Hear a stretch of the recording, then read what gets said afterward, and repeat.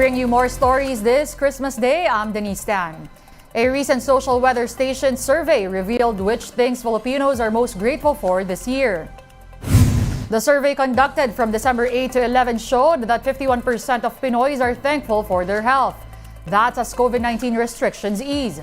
Meanwhile, 29% said they are thankful for their family, while 16% are just grateful to be alive.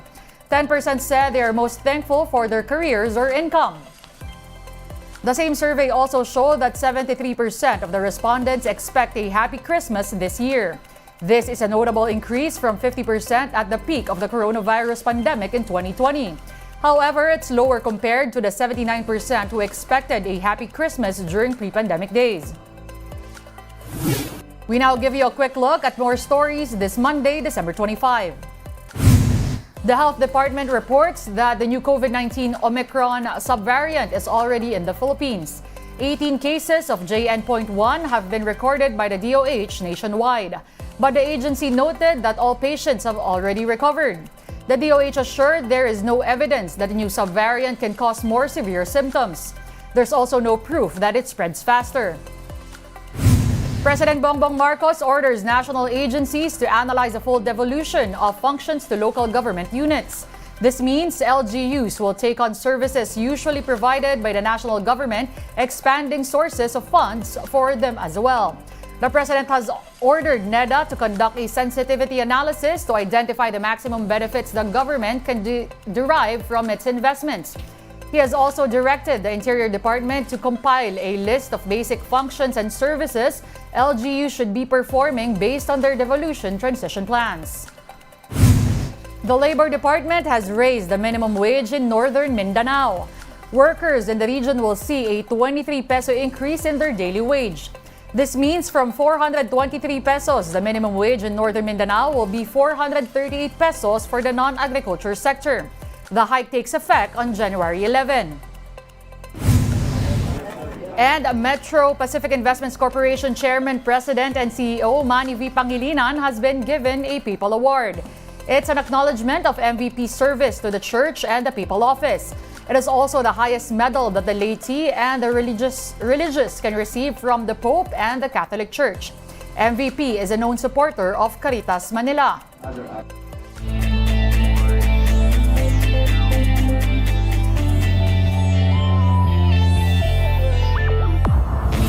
Headlining our sports action is Rain or Shine and Magnolia picking up wins on Christmas Eve. Here's the story.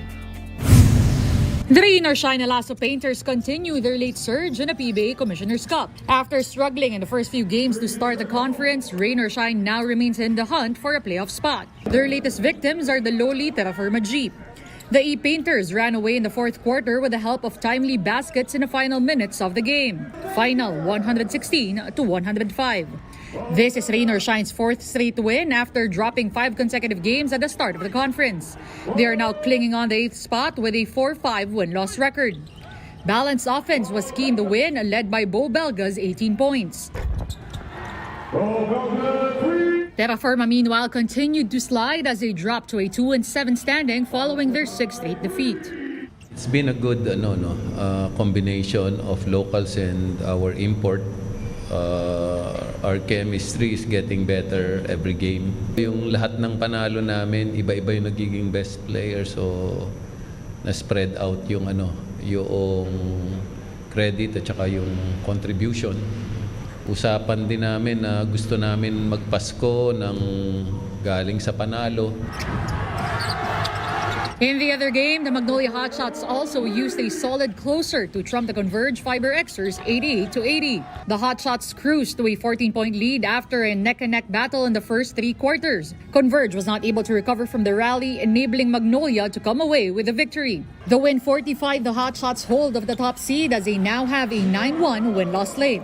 Converge, meanwhile, is eliminated from the playoff contention with a 1-8 slate at the bottom of the standings. Tyler Bay had 27 points and 13 rebounds to lead the team. This also marked the debut of forward Calvin Abueva, who finished with 6 points, 7 rebounds, and 2 steals in 13 minutes of action. Actually, yung sinabi ko sa halftime, wala talaga kaming energy. Good thing, yung mga players ko kahit paano na-realize nila na we will not win this game if we don't work hard. So on the second half, we adjust and yun, naging maganda yung takbo ng execution namin on both ends of the floor. PBA action resumes today for the annual Christmas Games. The San Miguel Beermen take on the Phoenix Fuel Masters at 4 p.m. Phoenix looks to continue their surge and grab their 7th straight win in the conference. Next, the Barangay Ginebra Gin Kings play the TNT Tropang Giga at 6:30 p.m. TNT will play all Filipino as import Ronde Hollis Jefferson is out due to an injury. PBA legend Samboy Lim has died at 61 years old. This was announced by his family on his official Facebook page. They thank the therapists, doctors, nurses, family, and friends who were there for Lim the past few years. Lim died 9 years after suffering a heart attack in the middle of an exhibition game back in November 2014. Known as a skywalker, he dazzled fans as one of the best cagers in the Philippines during the 80s and the 90s. Lim won 9 PBA titles and was part of the 25 and 40 greatest players of the PBA. He also won several medals as part of the Philippine national team. The PBA has extended its condolences to the family of Samboy Lim.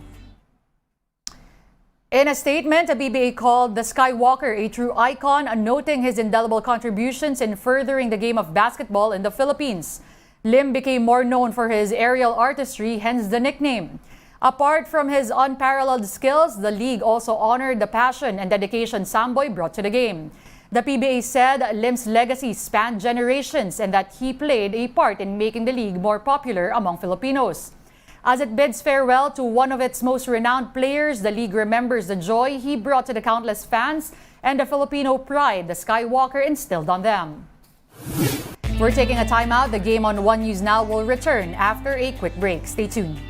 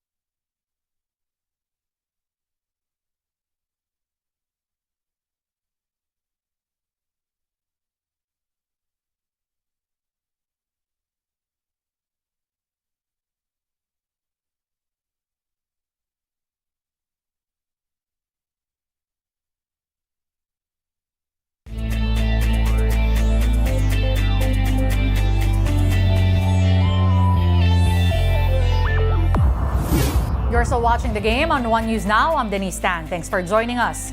The super bantamweight unification bout between Pinoy boxer Marlon Tapales and Japanese fighter Naoya Inoue comes with a no rematch clause. In a surprising move, Inoue's handlers opted not to have the clause, which is typical for big-name matches. This serves as a safety net in case a stunning upset occurs. The 30-year-old Inoue comes in as a heavy favorite as he is considered the world's top pound-for-pound champ. He's undefeated in 25 fights with 22 knockouts under his belt. Tapales is no pushover either, boasting a 37-3 win-loss record including 19 KOs. The match is set tomorrow at the Ariake Arena in Tokyo, Japan. More boxing action. British heavyweight Anthony Joshua and New Zealand's Joseph Parker both win in their co-headlining bouts in Riyadh. Joshua dominated Swedish pro boxer Otto Wallin at the Kingdom Arena. The British slugger hurt Wallin in the 5th round after throwing thunderous hooks with both hands, leaving the Swede unsteady. After the round, Wallin's corner told the referee he could not go on. In the co-main event, New Zealand heavyweight Parker put on a brilliant discipline display.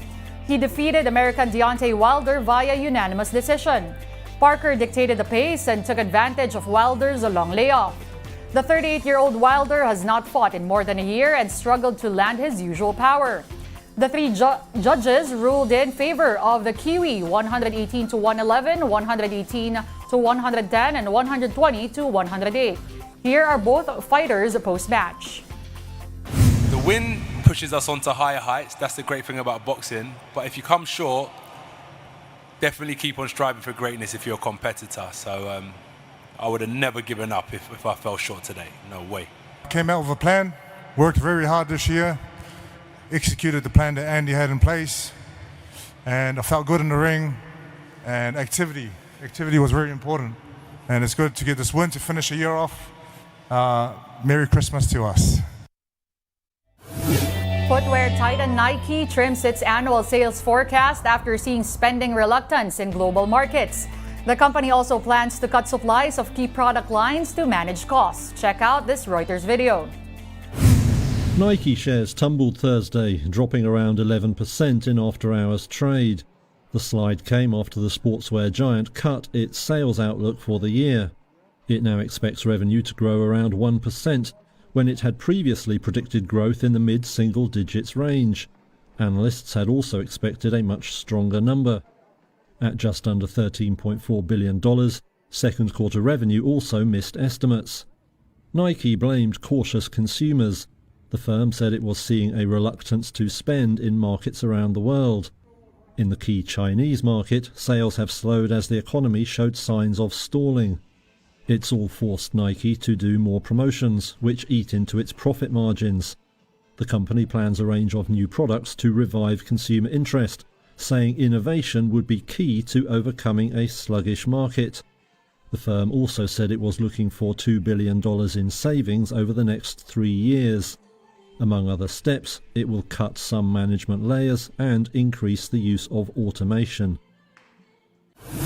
Get your fill of the latest in sports at onesports.ph. Meantime, the newsday continues later at 4:30. See you then. I'm Denise Tan. We are One News.